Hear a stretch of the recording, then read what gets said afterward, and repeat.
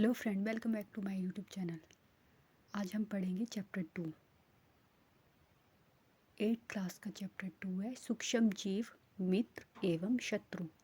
तो चलो स्टार्ट करते हैं।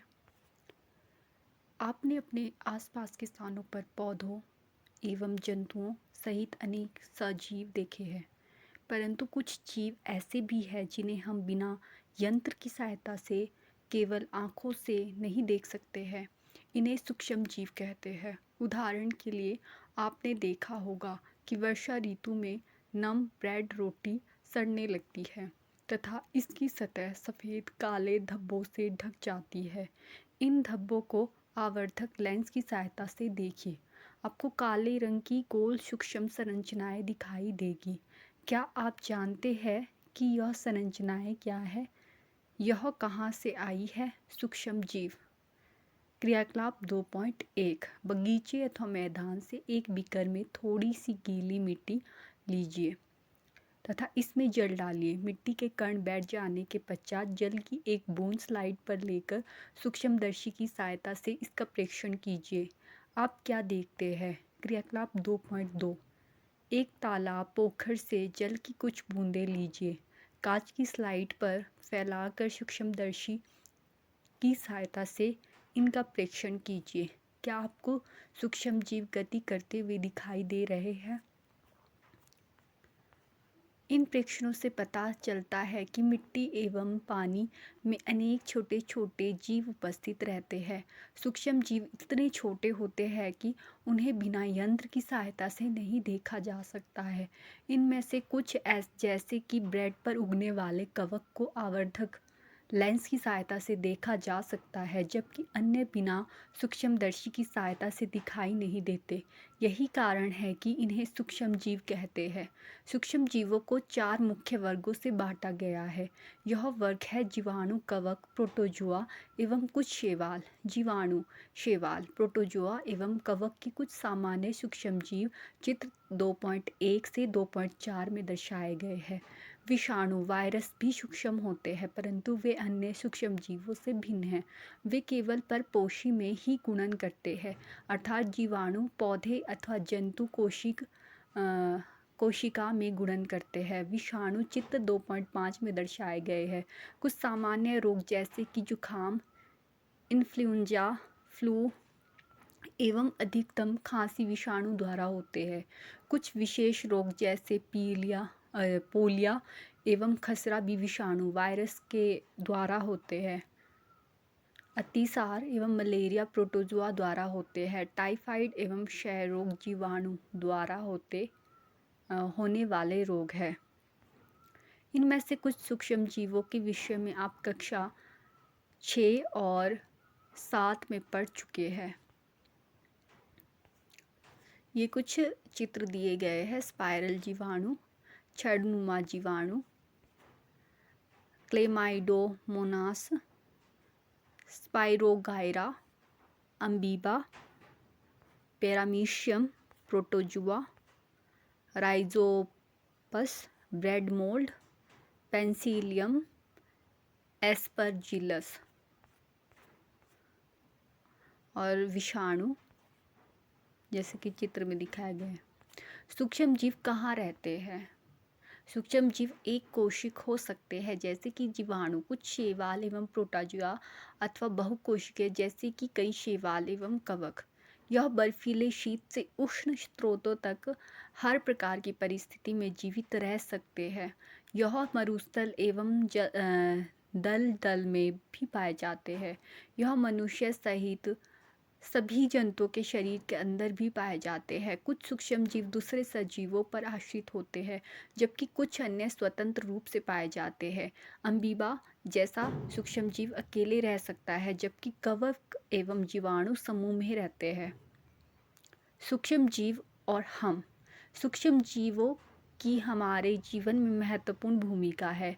इनमें से कुछ हमारे लिए लाभदायक है तथा कुछ अन्य हानिकारक तथा जीवों में रोग के कारक है। आइए हम विस्तार से इसका अध्ययन करें। मित्रवत सूक्ष्म जीव। सूक्ष्म जीव विभिन्न कार्यों में उपयोग किए जाते हैं। इनका उपयोग दही, ब्रेड और केक बनाने में किया जाता है। प्राचीन काल से ही सूक्ष्म जीवों का उपयोग अल्कोहल बनाने में किया जाता रहा है। पर्यावरण को स्वच्छ रखने के लिए भी इनका उपयोग किया जाता है। उदाहरण के लिए कार्बनिक अपशिष्ट, सब्जियों के छिलके, जंतु अवशेष, विष्ठा इत्यादि का अपघटन जीवाणुओं द्वारा किया जाता है तथा हानि रहित पदार्थ बनते हैं। स्मरण कीजिए, जीवाणुओं का उपयोग औषधि उत्पादन एवं कृषि में मृदा की उर्वरकता में वृद्धि करने में किया जाता है, जिससे नाइट्रोजन स्थिरीकरण होता है। दही एवं ब्रेड का बनना। आप कक्षा 7 में पढ़ चुके हैं कि जीवाणु दूध को दही में परिवर्तित कर देते हैं। हमने अपनी माँ को गर्म गुनगुने दूध में थोड़ा सा दही मिलाते हुए देखा, जिससे दही जम जाता है। हमें आश्चर्य हुआ, ऐसा क्यों? दही में अनेक सूक्ष्म जीव पाए जाते हैं, जिनमें लैक्टोबैसिलस नामक जीवाणु प्रमुख है, जो दूध को दही में परिवर्तित कर देता है। वह दूध में जनन कर उसे दही में परिवर्तित कर देते हैं। जीवाणु पनीर, चीज़, अचार और अनेक खाद्य पदार्थों के उत्पादन में सहायक है। रवा, सूजी, इडली एवं भटूरे का एक महत्वपूर्ण संगठक दही है।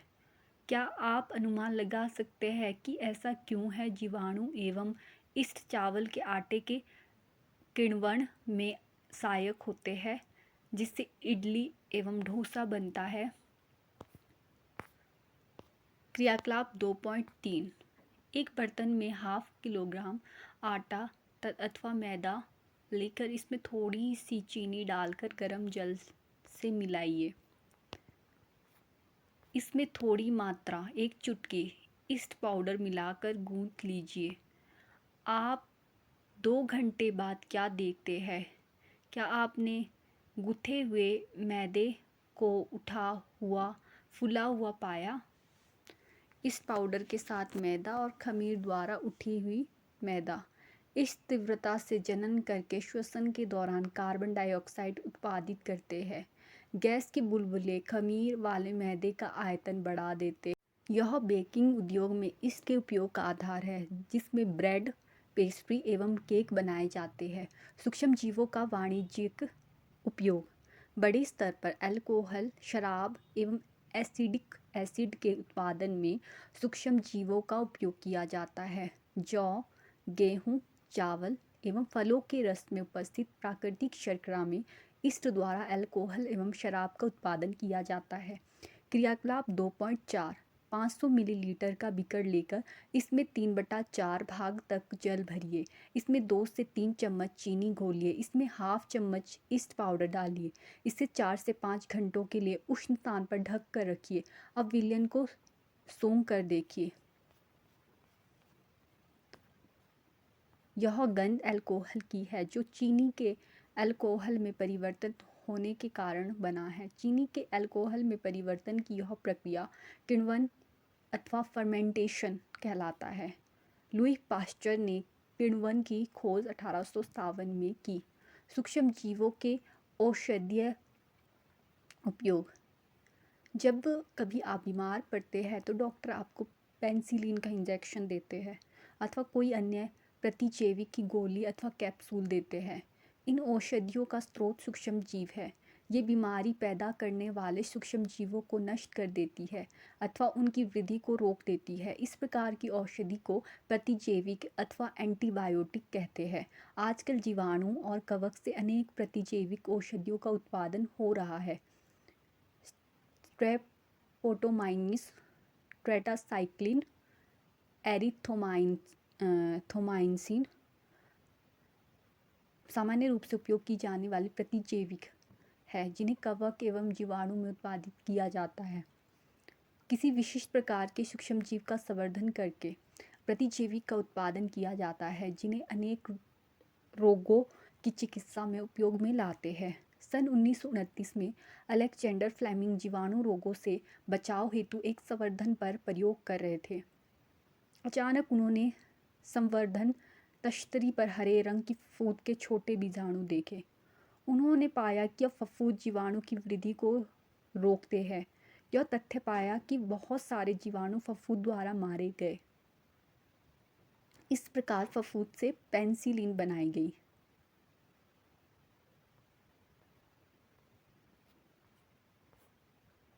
पशु आहार एवं कुक्कुट आहार में भी प्रतिजैविक मिलाए जाते हैं, जिसका उपयोग पशुओं में सूक्ष्मजीवों का संचरण रोकना है। प्रतिजैविक का उपयोग कुछ पौधों के रोग नियंत्रण के लिए किया जाता है। ध्यान रखना चाहिए कि डॉक्टर की सलाह पर ही प्रतिजैविक की दवाई लेनी चाहिए तथा उसका दवा का कोर्स भी पूरा करना चाहिए। यदि आप प्रतिजैविक उस समय लेंगे जब उसकी आवश्यकता नहीं है, तो अगली बार जब आप बीमार होंगे और आपको प्रतिजैविक की आवश्यकता होगी तो वह उतनी प्रभावी नहीं होगी। इसके अतिरिक्त अनावश्यक रूप से ली गई प्रतिजैविक शरीर में उपस्थित उपयोगी जीवाणु भी नष्ट कर देती है। सर्दी जुकाम एवं फ्लू में प्रतिजैविक प्रभावशाली नहीं है, क्योंकि यह रोग विषाणु द्वारा होते हैं। वैक्सीन, टीका। शिशु एवं बच्चों को टीका क्यों लगाया जाता है? जब रोग कारक सूक्ष्मजीव हमारे शरीर में प्रवेश करते हैं तो उनसे लड़ने के लिए हमारा शरीर प्रतिरक्षी उत्पन्न करता है। शरीर को यह भी स्मरण रहता है कि वही सूक्ष्मजीव अगर हमारे शरीर में पुनः प्रवेश करता है तो उससे किस प्रकार लड़ा जाए। अतः यदि मृत अथवा निष्क्रिय सूक्ष्मजीवों को स्वस्थ व्यक्ति के शरीर में प्रविष्ट कराया जाए तो शरीर की कोशिकाएं उसी के अनुसार लड़ने के प्रतिरक्षी उत्पन्न करके रोग कारक को नष्ट कर देती है। यह प्रतिरक्षी हमारे शरीर में सदा के लिए बनी रहती है तथा रोग कारक सूक्ष्मजीव से हमारी सदा के लिए सुरक्षा होती है। इस प्रकार टीका वैक्सीन कार्य करता है। हैजा, क्षय, चेचक तथा हेपेटाइटिस जैसी अनेक बीमारियों को वैक्सीन के द्वारा रोका जा सकता है।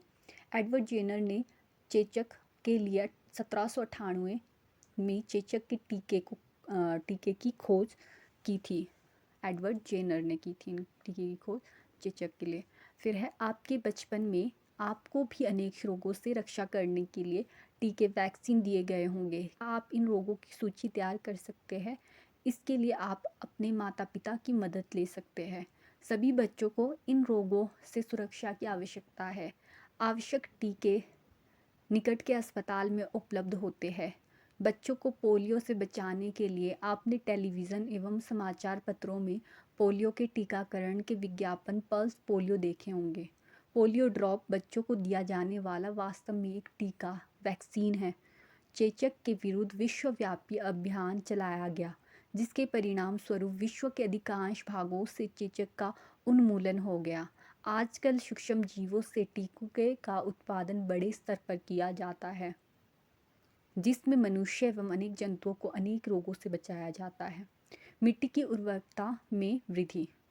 कुछ जीवाणु एवं नीले हरे शैवाल वायुमंडलीय नाइट्रोजन का स्थिरीकरण कर सकते हैं। इस प्रकार मृदा में नाइट्रोजन का संवर्धन होता है तथा इसकी उर्वरता में वृद्धि होती है। इन्हें सामान्यतः जैविक नाइट्रोजन स्थिरीकारक कहते हैं। यहाँ पर चित्र दिखाया गया है नाइट्रोजन स्थिरीकारक साइनोबैक्टीरिया, एक नीले हरे शैवाल का। बात करते हैं पर्यावरण का शुद्धिकरण।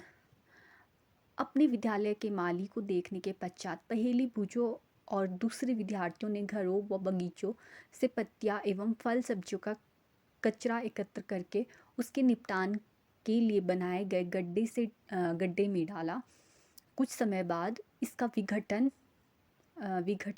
होने से यह खाद में परिवर्तित हो गया। पहेली और बूझो जानना चाहती है कि यह किस प्रकार हो सकता है। क्रियाकलाप 2.5 2 गमले लेकर प्रत्येक को मिट्टी से आधा भर दीजिए। इसमें ए एवं बी चिन्हित कीजिए। एक गमले में पौधों का कचरा भर दीजिए तथा दूसरे गमले बी में पॉलीथीन की थैली, कांच की खाली बोतलें, प्लास्टिक के टूटे खिलौने इत्यादि भर दीजिए। उन्हें एक और रख दीजिए। 3-4 सप्ताह बाद इसका परीक्षण कीजिए। क्या आपको दोनों गमलों की वस्तुओं में कोई अंतर दिखाई देता है? यदि हाँ, तो क्या अंतर परिलक्षित होता है? आप देखेंगे कि गमला ए के पादप अपशिष्ट का अपघटन हो गया है। यह कैसे हुआ? सूक्ष्म जीवों द्वारा पादप अपशिष्ट का अपघटन कर उसे खाद में बदल दिया गया। इस प्रक्रिया में बने पोषक पौधों द्वारा पुनः उपयोग किए जाते हैं। क्या आपने ध्यान दिया कि गमला बी के पॉलीथीन की थैली, कांच की खाली बोतलें एवं खिलौनों के टूटे हुए टुकड़ों में इस प्रकार का परिवर्तन नहीं हुआ? सूक्ष्म जीव उन पर क्रिया करके खाद में परिवर्तित नहीं कर सकते। आप अक्सर बड़ी मात्रा में मृत जीवों को सड़ते हुए पादप व कभी कभी सड़ते हुए जंतुओं के रूप में देखते हैं। आप देखते हैं कि कुछ समय बाद वह विलुप्त हो जाते हैं। इसका मुख्य कारण है कि सूक्ष्म जीव मृत जैविक अपशिष्ट का अपघटन करके उन्हें सरल पदार्थों में परिवर्तित कर देते हैं। यह पदार्थ अन्य पौधों एवं जंतुओं द्वारा पुनः उपयोग कर लिए जाते हैं। इस प्रकार हानिकारक एवं दुर्गंध युक्त पदार्थों का निम्नीकरण करने के लिए हम सूक्ष्म जीवों का उपयोग करके पर्यावरण का शुद्धिकरण कर सकते हैं। हानिकारक सूक्ष्म जीव। सूक्ष्म जीव अनेक प्रकार से हानिकारक होते हैं। कुछ सूक्ष्म जीव मनुष्य, जंतुओं एवं पौधों में रोग उत्पन्न करते हैं। रोग उत्पन्न करने वाले ऐसे सूक्ष्म जीवों को रोगाणु एवं रोगजनक कहते हैं। कुछ सूक्ष्म जीव भोजन, कपड़े एवं चमड़े की वस्तुओं को संदूषित कर देते हैं। आइए उनकी हानिकारक गतिविधियों के विषय में और अधिक जानकारी प्राप्त करें। मनुष्य में रोगकारक सूक्ष्म जीव। मनुष्य में रोग उत्पन्न करने वाले सूक्ष्म जीव श्वास द्वारा, पेय जल एवं भोजन द्वारा बनाए भोजन द्वारा हमारे शरीर में प्रवेश करते हैं। संक्रमित व्यक्ति अथवा जंतु के सीधे संपर्क में आने पर भी रोग का संचरण हो सकता है। सूक्ष्म जीवों द्वारा होने वाले ऐसे रोग जो एक संक्रमित व्यक्ति से स्वस्थ व्यक्ति में वायु, जल, भोजन एवं कायिक संपर्क द्वारा फैलते हैं, संचरणीय रोग कहलाते हैं। इस प्रकार के रोगों के कुछ उदाहरण हैं हैजा, सामान्य सर्दी जुकाम, चिकन पॉक्स एवं क्षय रोग। जब जुकाम से पीड़ित कोई व्यक्ति छींकता है तो सूक्ष्म बूंदों के साथ हजारों रोगकारक वायरस, विषाणु भी वायु में आ जाते हैं। यह वायरस श्वास के साथ ली जाने वाली वायु के साथ शरीर में प्रवेश कर जाते हैं। भूजो क्वेश्चंस कर रहा है, तब आप संचरणीय रोगों का फैलना किस प्रकार रोकते हैं अगर ऐसा हो? और पहेली बोल रही है, हमें छींकते समय अपने मुंह पर एवं नाक पर एक रुमाल रखना चाहिए। अच्छा, तो यही है कि संक्रमित व्यक्ति से पर्याप्त दूरी बनाए रखी जाए। कुछ कीट एवं जंतु ऐसे भी हैं जो रोगकारक सूक्ष्म जीवों के रोगवाहक का कार्य करते हैं। घरेलू मक्खी का एक उदाहरण है। मक्खी कूड़े एवं जंतु अपशिष्ट पर बैठती है। रोगाणु उसके शरीर से चिपक जाते हैं। जब मक्खी बिना ढके भोजन पर बैठती है तो रोगाणु का स्थानांतरण संभव है। जो भी व्यक्ति ऐसा संदूषित भोजन करेगा उसके बीमार पड़ने की संभावना है। अतः यह सलाह दी जाती है कि भोजन को सदा ही ढक कर रखा जाए। बिना ढके भोजन को खाने से बचना चाहिए। मादा एनोफ्लीज मच्छर इसका अन्य उदाहरण है। मच्छर प्लाज्मोडियम मलेरिया परजीवी का वाहक है। मादा एंडीज मच्छर डेंगू के वायरस का वाहक है। हम मलेरिया अथवा डेंगू का नियंत्रण किस प्रकार कर सकते हैं? अध्यापक हमसे ऐसा क्यों कहते हैं कि अपने आसपास पानी एकत्रित ना होने दें? सभी मच्छर जल में उत्पन्न होते हैं। हमें पानी को कहीं भी रुका नहीं रहने देना चाहिए। कूलर, टायरों एवं फूलदानों इत्यादि में कभी भी जल को एकत्र ना होने दें। अतः अपने आसपास के स्थानों को स्वच्छ एवं शुष्क रखकर हम मच्छरों को पैदा होने से रोक सकते हैं। ऐसे उपायों की सूची बनाने का प्रयास कीजिए जिसे अपनाकर मलेरिया को फैलने से रोका जा सके। यहाँ पर एक डायग्राम दिया गया है जिसमें बताया गया है कि रोग और किस सूक्ष्म जीव से होता है और संचरण का तरीका क्या हो सकता है और बचाव के उपाय क्या हो सकते हैं। क्षय रोग जीवाणु से वायु के द्वारा फैलता है और रोगी व्यक्ति को पूरी तरह से अन्य व्यक्तियों से अलग रखना और रोगी की व्यक्तिगत वस्तु को अलग रखना और उचित समय पर टीकाकरण करना। जो भी ये खसरा, चिकन पॉक्स, खसरा वायरस से होता है, वायु के द्वारा फैलता है। चिकन पॉक्स वायरस से फैलता है वायु सीधे संपर्क में, और पोलियो वायरस से फैलता है वायु और जल के द्वारा फैलता है। दूसरा हो गया हैजा और टाइफाइड। हैजा और टाइफाइड दोनों जीवाणु के द्वारा होता है और ये जल और भोजन के द्वारा फैलता है हैजा, और टाइफाइड जल के द्वारा फैलता है। व्यक्तिगत स्वच्छता एवं अच्छी आदतों को अपनाना, भली भांति पके भोजन, उबला पेयजल एवं टीकाकरण बचाव का उपाय है। फिर है हेपेटाइटिस ए, ये वायरस के द्वारा होता है, जल के द्वारा फैलता है। उबले हुए पेयजल का उपयोग करना चाहिए और टीकाकरण करना चाहिए। मलेरिया प्रोटोजुआ द्वारा होता है और मच्छर इसका संचरण का तरीका है। मच्छरदानियों का उपयोग, मच्छर भगाने वाले रसायन का प्रयोग, कीटनाशक का छिड़काव एवं मच्छर के प्रजनन रोकने के लिए जल को किसी भी स्थान पर एकत्र न रहने देना बचाव के उपाय हैं।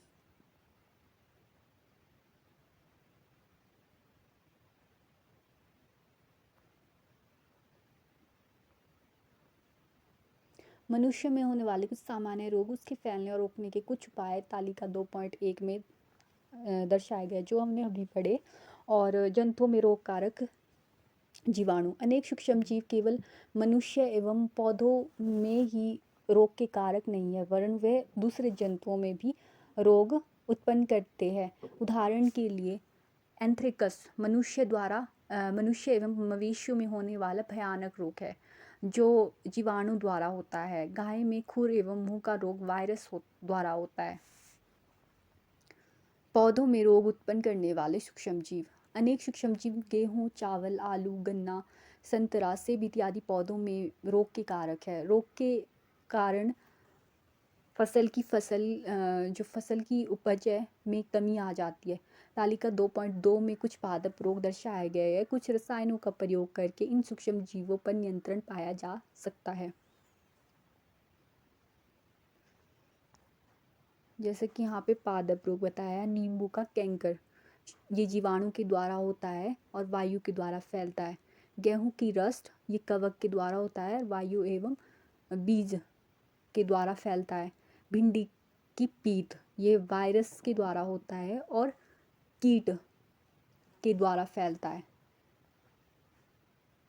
खाद्य विषाक्तन, फूड पॉइजनिंग, भुजो के एक मित्र ने उसे एक पार्टी में आमंत्रित किया। वहाँ उसने अनेक प्रकार के व्यंजन खाए। घर आने पर उसे वमन उल्टी होने लगी। उसे अस्पताल ले जाया गया। डॉक्टर ने बताया कि यह खाद्य विषाक्तन के द्वारा होने वाली स्थिति है। पहेली को आश्चर्य होता है कि भोजन विष कैसे बन सकता है। सूक्ष्म जीवों द्वारा संदूषित भोजन करने से खाद्य विषाक्तन हो सकता है। हमारे भोजन में उत्पन्न होने वाले सूक्ष्म जीव कभी कभी विषैले पदार्थ उत्पन्न करते हैं। यह भोजन को विषाक्त बना देते हैं, जिसके सेवन से व्यक्ति भयंकर रूप से रोगी हो सकता है अथवा कभी कभी उसकी मृत्यु भी हो सकती है। अतः यह आवश्यक है कि हम भोजन को संदूषित होने से बचाएं। खाद्य परिरक्षण, अध्याय 1 में हमने खाद्य बीजों के परिरक्षण एवं भंडारण के उपायों के विषय में पढ़ा था। हम पके हुए भोजन का घर पर परिरक्षण किस प्रकार कर सकते हैं। आप जानते हैं कि खुले एवं नम स्थान पर रखी ब्रेड पर कवक आक्रमण कर देते हैं। सूक्ष्म जीव हमारे भोजन को संदूषित कर देते हैं। संदूषित भोजन से दुर्गंध आने लगती है, इसका स्वाद भी खराब हो जाता है तथा रंग रूप में भी परिवर्तन आ जाता है। क्या भोजन का संदूषण एक रासायनिक अभिक्रिया है? पहेली ने कुछ आम खरीदे परंतु कई दिनों तक वह उन्हें नहीं खा पाई। बाद में उसने देखा कि वे सड़ गए हैं, परंतु वह जानती है कि उसकी दादी द्वारा बनाया गया आम का अचार काफ़ी समय तक संदूषित नहीं होता है। वह भ्रमित है। आइए हम खाद्य परिरक्षण से कुछ सामान्य तरीकों का अध्ययन करें जिनका उपयोग हम अपने घरों में करते हैं और हमें इन्हें सूक्ष्म जीवों से बचाव के उपाय करना चाहिए। रासायनिक उपाय, नमक एवं खाद्य तेल का उपयोग सूक्ष्म जीवों की वृद्धि रोकने के लिए सामान्य रूप से किया जाता है, अतः इन्हें परिरक्षक कहते हैं। हम नमक अथवा खाद्य अम्ल का प्रयोग अचार बनाने में करते हैं, जिससे सूक्ष्म जीवों की वृद्धि नहीं होती है। सोडियम बेंजोएट तथा सोडियम मेटाबाइसल्फाइड सामान्य परिरक्षक है। जैम एवं स्क्वैश बनाने में इन रसायनों का उपयोग उन्हें संदूषित होने से बचाता है। नमक द्वारा परिरक्षण। सामान्य नमक का उपयोग मांस एवं मछली के परिरक्षण के लिए काफ़ी लंबे समय अरसे से किया जा रहा है। जीवाणु की वृद्धि रोकने के लिए मांस अथवा मछली को सूखे नमक से ढक देते हैं। नमक का उपयोग आम, आंवला एवं इमली के परिरक्षण में भी किया जाता है। चीनी द्वारा परिरक्षण। जैम, जेली, जो स्क्वैश होता है का परिरक्षण चीनी द्वारा किया जाता है। चीनी के प्रयोग में खाद्य पदार्थ की नमी में कमी आती है, जो संदूषण करने वाले जीवाणु की वृद्धि को नियंत्रित करता है। तेल एवं सिरके द्वारा परिरक्षण।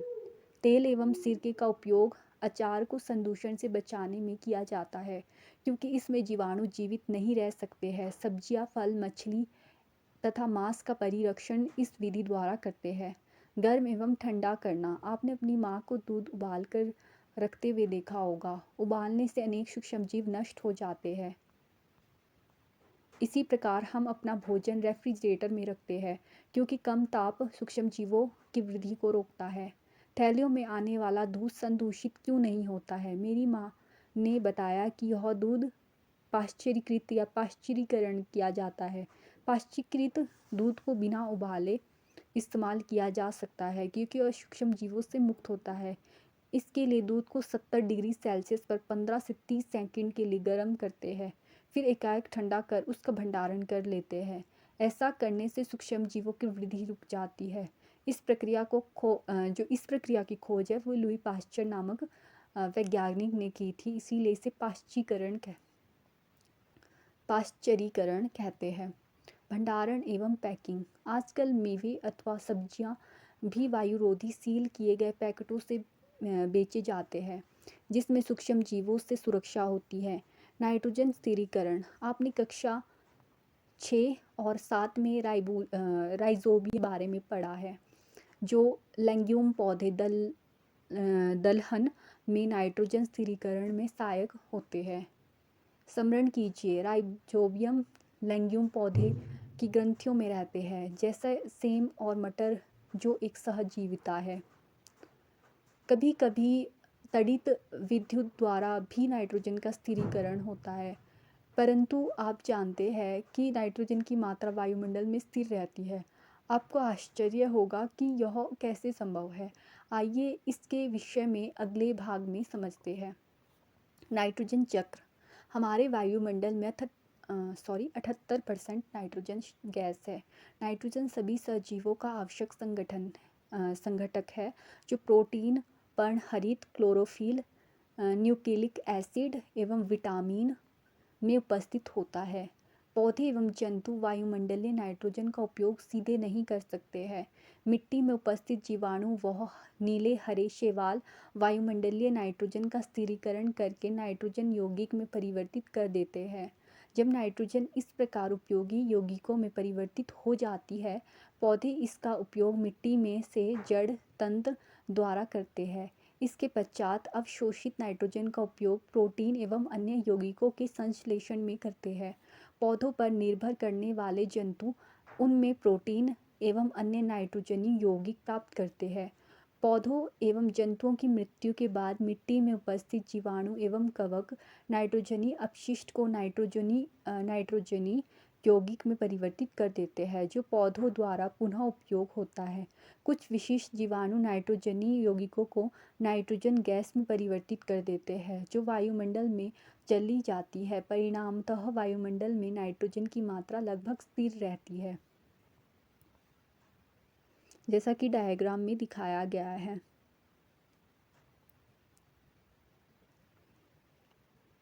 जो नाइट्रोजन है वो पौधों द्वारा अवशोषण की जाती है। जंतुओं द्वारा पौधों को खाना और उत्सर्जन जीवों की मृत्यु द्वारा उत्पन्न होती है नाइट्रोजन, और मिट्टी में उपस्थित नाइट्रोजन के यौगिक होते हैं।